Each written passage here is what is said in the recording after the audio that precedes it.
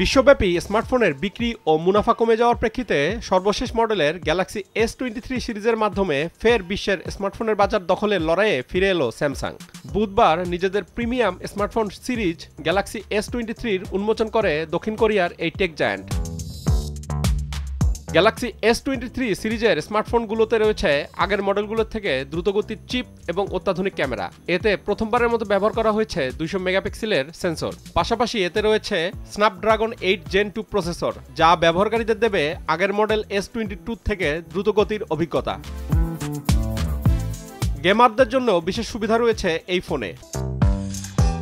নতুন ধরনের ফিচার নিয়ে বাজারে আসলেও এই সিরিজে দাম বাড়ায়নি স্যামসাং। যুক্তরাষ্ট্রের বাজারে গ্যালাক্সি S23 দাম শুরু হয়েছে $799 থেকে। এছাড়া সিরিজের প্রিমিয়াম দুটি মডেল S23 প্লাস ও S23 আলট্রা দাম রাখা হয়েছে যথাক্রমে $999 এবং $1199। সর্বশেষ প্রান্তিকে গত 8 বছরের মধ্যে সবচেয়ে কম মুনাফা হয়েছে স্যামসাংয়ের। 2022 সালের অক্টোবর-ডিসেম্বর প্রান্তিকে স্যামসাংয়ের মুনাফা হয়েছে মাত্র $340 কোটি, যা আগের বছরের একই সময়ের তুলনায় প্রায় 70% কম। রাইসুল ইসলাম, সময় সংবাদ।